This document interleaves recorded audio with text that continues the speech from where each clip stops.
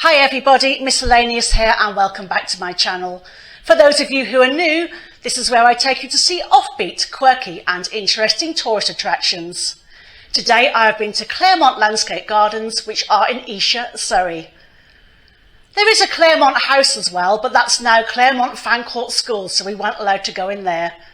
We did have a nice wander around the gardens though, and they date back to the 18th century. Perhaps its most famous resident was Princess Charlotte. No, I don't mean the current girl. She's only 9 years old. I mean King George IV's daughter. Sadly, Princess Charlotte, who was much loved by the public at a time when her father and uncles were considered reprehensible and debauched, died at the age of only 21 in 1817, giving birth to a stillborn son, therefore wiping out that whole line of succession. The next heir apparent, Princess Victoria, apparently loved wandering around the gardens. It got her away from the stifling atmosphere of Kensington Palace. Come and take a walk in my shoes and I'll show you a beautiful amphitheatre. We'll have a look over the lake and view the Belle Isle and see the pavilion over there. This is where two of its former residents had a very interesting habit that had an unfortunate effect on their constitutions. Learn what that is about. Finally, I'll take you for a walk up to the Camellia Terrace and show you a peacock, a boar and a bear. Remember to give me a like and remember to hit subscribe, and don't forget to click on that notifications bell. It costs you nothing and it helps me out a lot. I will see you in the video. This is Claremont Fan Court School. It is not the original Claremont House. This one dates back to 1769. Here is a map of the garden. It is 49 acres in size, although it was once 1,500 acres. It's been part of the National Trust since 1949. When we entered, we headed straight for the lake. They have a sculpture exhibition happening here. They're dotted around the lake and I will try and hone in on as many of them as I can. First off though, we walked through this beautiful flower arch. I wanted to pinch one of these little flowers to stick in my hair. I do own a black woolen hat though, and it's got a purple flower, like this, sewn to it. You have to add a little bit of individuality to your clothing, don't you?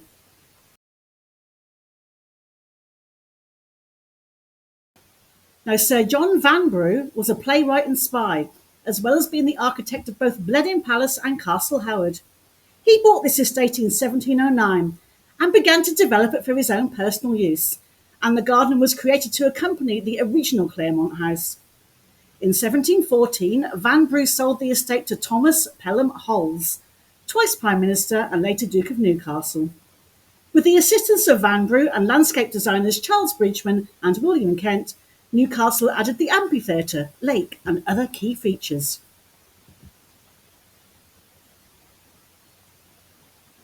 To the left is the lake. The little island on the lake is called Belle Isle, and on Belle Isle is the island pavilion.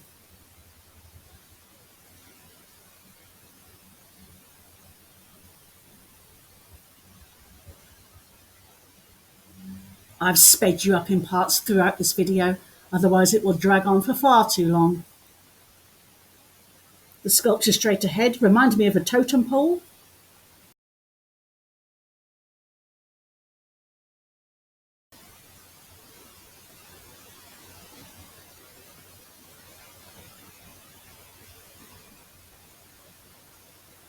And here we have a sleeping woman, or at least I hope she's sleeping and not dead. Now, the Duke of Newcastle's excessive spending forced him to mortgage the house to Robert, Lord Clive, known as Clive of India, due to him being a commander of the burgeoning British Empire. Clive commissioned Lancelot Capability Brown to design a new replacement mansion. That's now Claremont Fan Court School, which I showed you next door. It's not open to visitors. Ooh, I do like this trio of owls.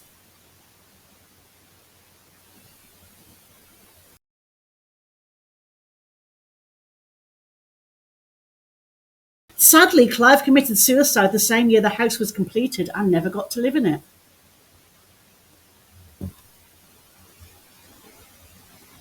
Now, away from the stresses of London, the Duke of Newcastle and his wife Harriet would picnic on the island, sometimes eating too much ripe fruit. which had unwelcome results.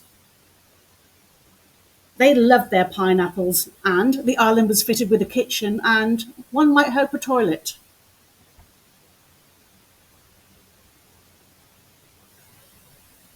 I wrote a short story based on that. It's called For Glory, and I entered it into the Jane Austen Literacy Foundation short story competition, and it was a runner-up.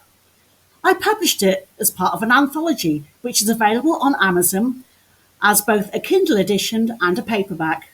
It's called From Milk to Cream, and I will leave the link in the description. Here we are heading towards the grotto.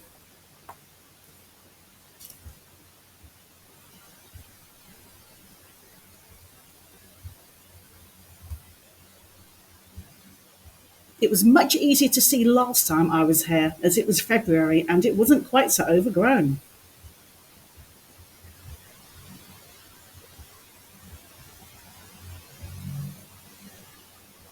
Towards the end of his life, Newcastle instructed his gardeners to plant the grotto as thick as possible with shrubs.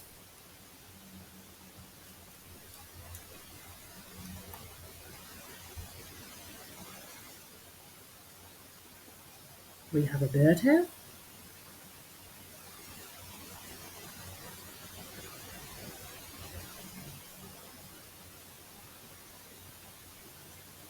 An undulating. There's me looking back, still trying to gawk at the grotto without falling into the lake.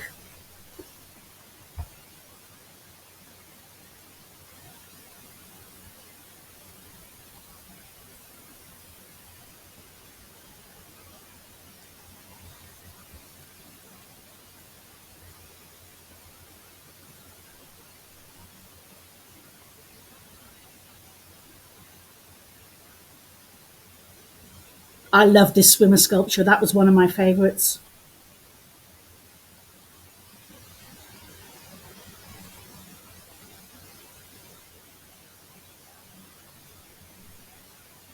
I also stepped back to take a look at this woman attached to the tree. I do like her.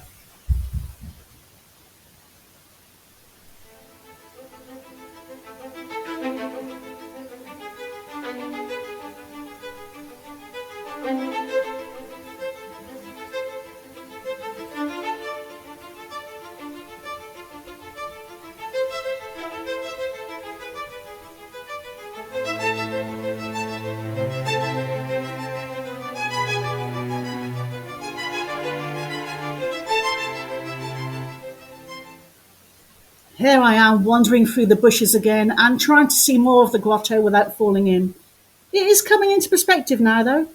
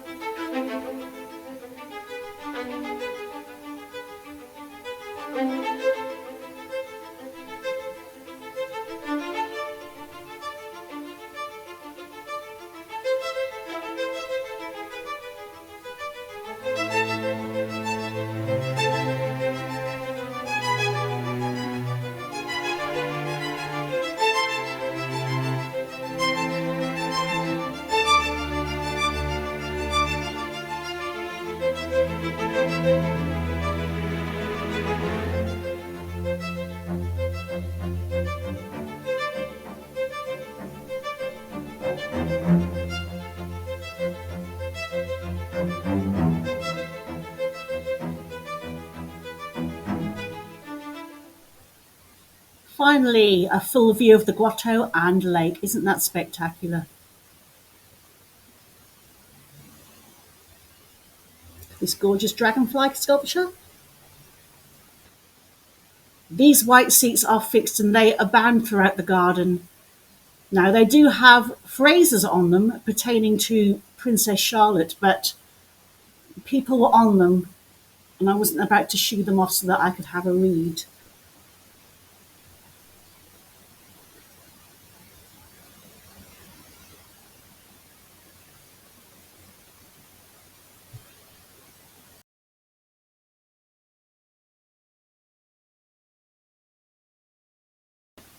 We have a naked lady.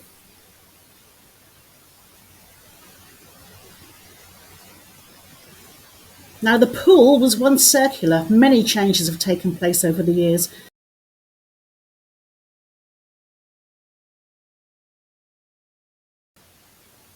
We have a ha-ha here.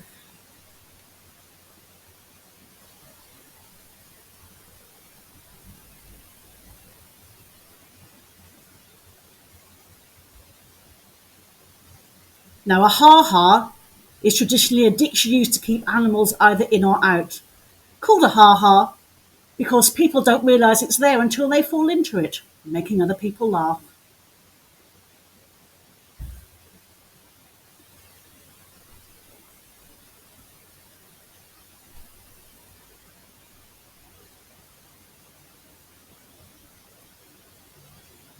I'm sure these gardens were used for the 2018 series of Vanity Fair.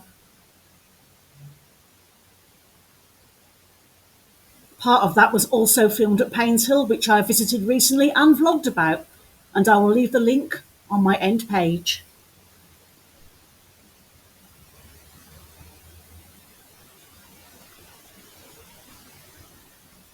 The park is not that big. We were in here only about an hour. You could stretch it out more though. I mean, we did know what we were doing as we'd been here before. You could bring a picnic or maybe even had something in the cafeteria.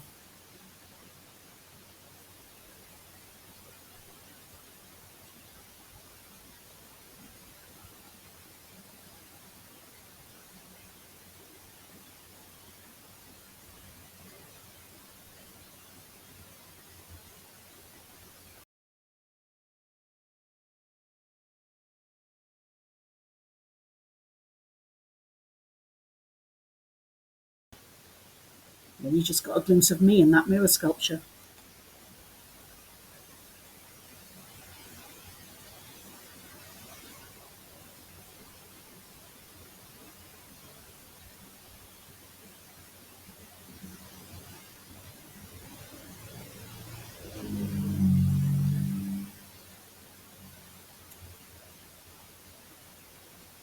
Now we're approaching the amphitheatre, which was created around 1722.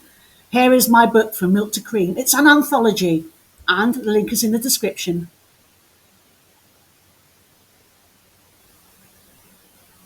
We have a horse's head, another horse's head.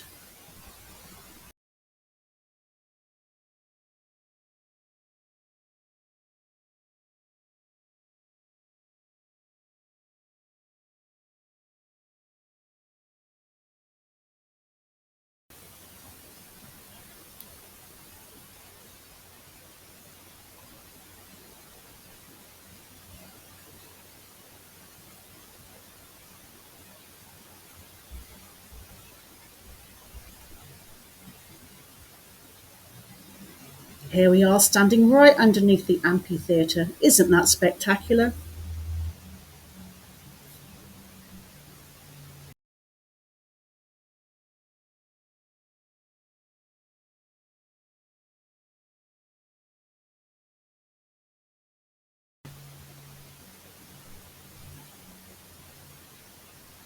Do check out my blog. I will always be a writer before anything else. It was Clive who got the new house made in 1769. He suffered from asthma and wanted a building on higher ground.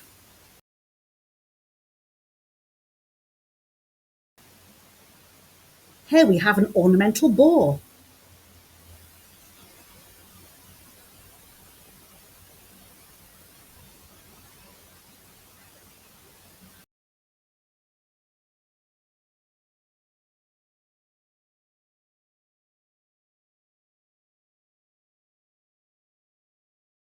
Now we're heading to find the peacock. A peacock features in the Clive family's coat of arms.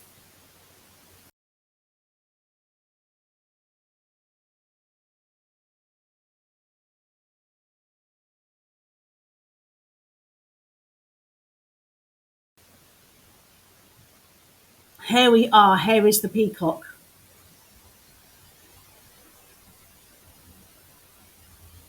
Now, the Newcastles didn't have children, and it's thought that the gardens acted as a substitute child.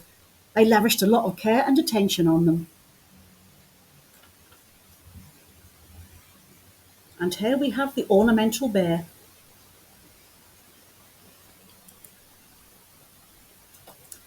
As a young princess, Queen Victoria loved visiting here, as it got her away from her overbearing mother and the stifling atmosphere of Kensington Palace. In 1866, she secured the estate for herself, and in 1879 passed it to her son Leopold, Duke of Albany. His widow stayed on here until her own death in 1922, after which most of the estate was sold for development. Now, Newcastle used the original thatched cottage as a place for gambling. This one dates back to the late 19th century.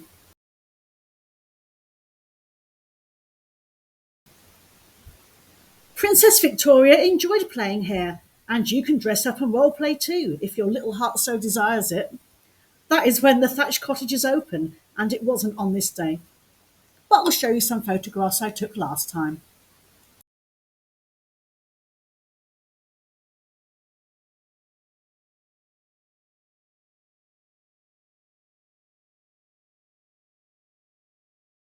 We are now on our way to the Camellia Terrace.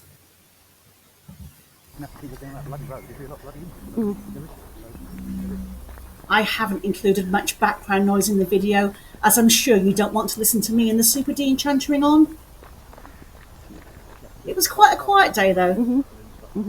The birds were not making themselves very heard.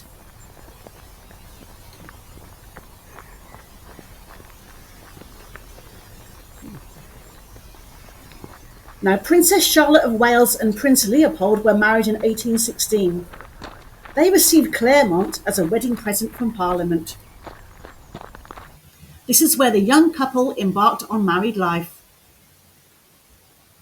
The Camellia House was one of the first greenhouses of its kind, and it was here that Charlotte spent summer evenings under an awning with a book in her hand. The building was demolished in 1959, but some of the original camellias survive on what is now called the Camellia Terrace.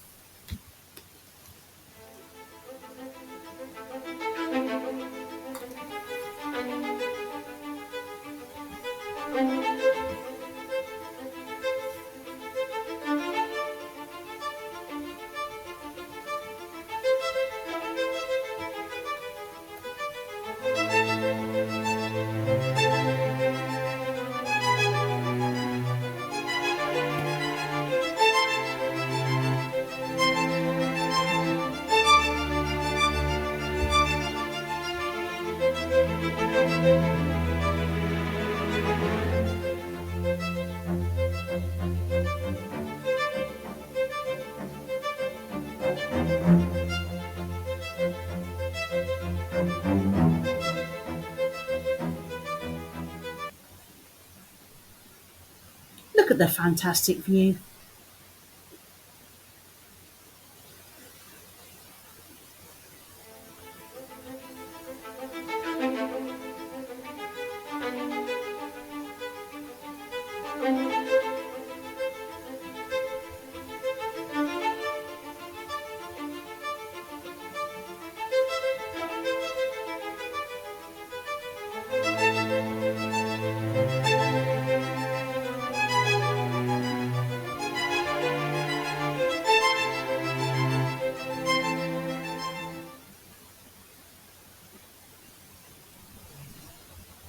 Here is the Super Dean getting in the way, having a dance and waggling his bum. I've told him that if he continues to do that, I will put him on OnlyFans.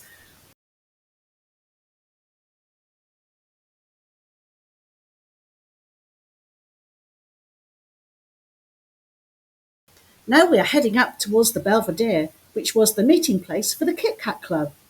This was a dining club to which both the Duke and Vanbrugh belonged. It was a place to write letters, have supper parties and play cards. A telescope on the roof allowed for stargazing and inspecting the houses and estates of the neighbours.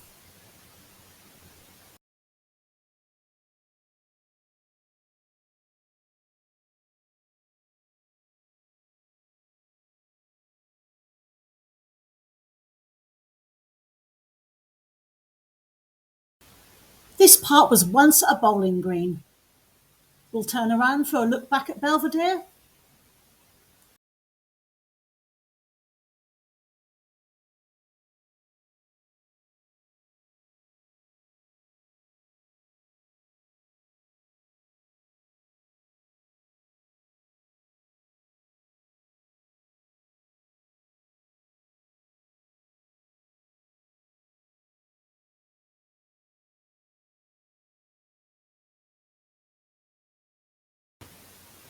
Princess Charlotte died after only a year and a half of marriage, giving birth to a stillborn son.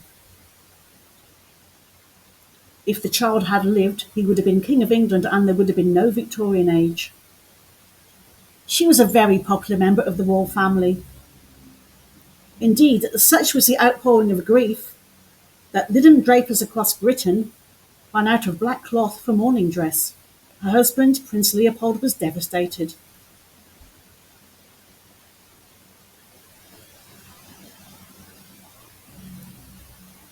We're heading up to the terrace above the amphitheatre, where once stood a tea house that remained unfinished at Princess Charlotte's death. As a tribute to his wife, Prince Leopold had it remodelled as a mausoleum. Inside it once stood a bust of the princess. The mausoleum was demolished in 1922, and we don't know what happened to the bust of Princess Charlotte.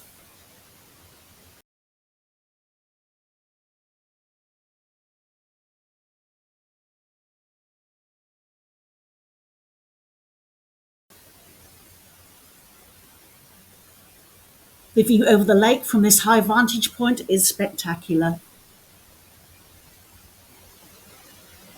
We don't drive, and we got here by train. They run every half an hour from Waterloo, and it takes about half an hour to get to Esher station. But be warned, it's quite a trek from the station to here, about 45-50 minutes. Buses do run, but they're only every 1 hour and 20 minutes.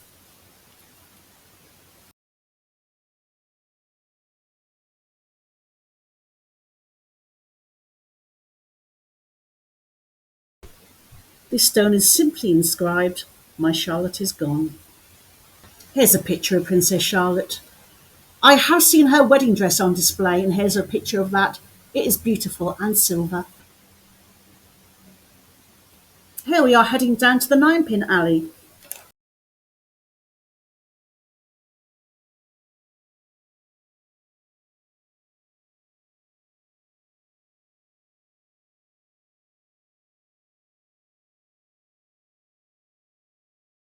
Now, the last time we were here, the ninepins and the balls were out, but on this day they weren't. I did have a go last time and I did not manage to get one pin down. I am useless at sports, so much so that I got slung out of PE at school. Dean was more successful though. He managed to get 7 pins down.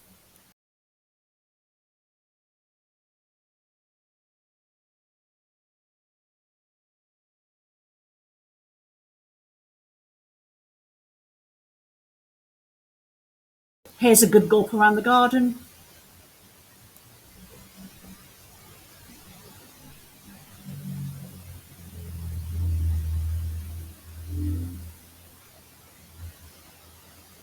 There's Dean checking to see if he could get the pins out, but no, they were locked down.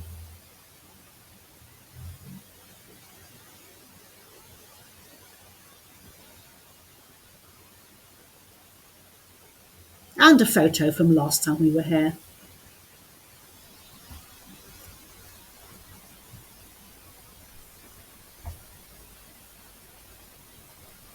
We took a walk down and here's Dean waggling that bum again. Shower, pick your nose and blow off. Now, the first time I saw these, I thought they were some kind of World War II bunkers, but they are not. They're just rather elegant seating.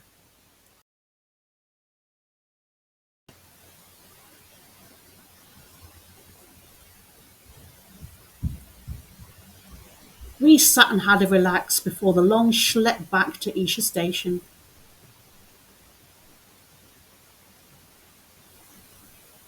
As you leave the station, the first part's not too bad as it's through shops, but the second part is down a main road through woods, and it really is the gift that keeps on giving. Every time you turn a corner, you think you're nearly there, but trust me, you're not.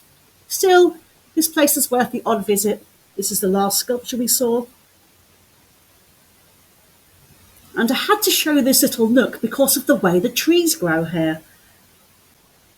One thing I must give a mention to is the mound, which is a high-level natural playing area right on the other side of the lake. The trees there grow in this funny, strange kind of angular fashion, just like these. As you come in, you need to take a hard right to get there, We didn't do that this time. We just headed straight for the lake and the sculptures.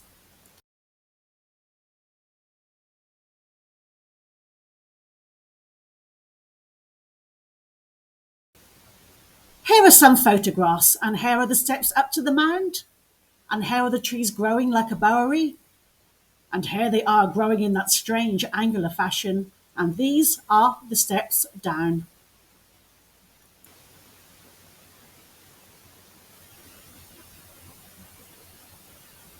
Here we're heading on the way out.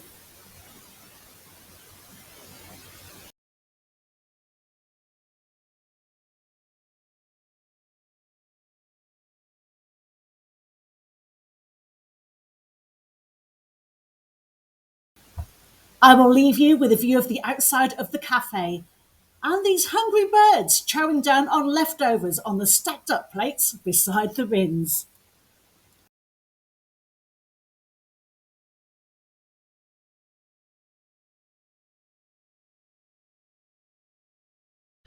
Thank you for watching, and I do hope you enjoyed the video. Come and see me soon for another miscellaneous adventure. In the meantime, please give me a like. Please click on subscribe and hit that notifications bell. It costs you nothing and you'll be helping me out a lot. Ta-ta for now.